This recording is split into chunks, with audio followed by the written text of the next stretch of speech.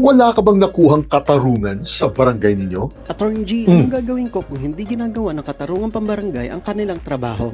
Pag-usapan po natin ngayon ang mga tamang diskarte kung sakaling hindi po ginagawa ng katarungang pambarangay sa inyo ang kanilang mga tungkulin o trabaho. Kaya una, failure to issue CFA. Kapag hindi po o ayaw pong mag-issue ng Certificate of File Action o CFA ang barangay sa inyo sa kung anuman pong kadahilanan nito, mag-submit po kaagad kayo ng isang formal written request na naka-address po sa punong barangay ninyo mismo na formal na humihiling po kayong mag-issue na sila nito. At kapag hindi pa rin po nila pinansin ang hiling ninyong ito, mag-file na po kaagad kayo ng isang formal report sa Department of Interior and Local Government or DILG Field Office sa bayan po ninyo. At pagkatapos po nito, ay pwede na kayong magsampa ng diretso sa piskalya ng kaso ninyo. Ngunit imbis na isang CFA po ang i-attach ninyo sa affidavit complaint o sa reklamo po ninyo, gagawa na lang po kayo ng isang affidavit of explanation at i-attach po ninyo dito ang receiving copy ng formal request po ninyo sa kapitan ninyo at ang formal report po ninyo sa DILG Field Office po mismo. At ang pangalawa po ay ang obvious bias by the barangay officials. Kapag napapansin po ninyo na tila kinakampihan po ng punong barangay sa inyo ang kabilang partido o kung alam po ninyo na kaibigan po o kumag-anak po nito ang kalaban ninyo, pwede po kaagad kayo mag-file ng isang request for inhibition upang hindi na po dumaan sa kapitan ninyo ang inyong reklamo at papalitan po ito ng pinaka-senior na miyembro po ng sanggunian ninyo o posible rin po na dumiretso na sa pangkat tagapagkasundo ito kung saan makakapili na po kayo ng 3 miyembro nito na sa tingin po ninyo ay mas magiging patas sa paghawak po ng inyong kaso. At ang pangatlo, file cases against the barangay officials. At syempre po, bukod po sa pagdulog ninyo sa DILG Field Office sa inyo,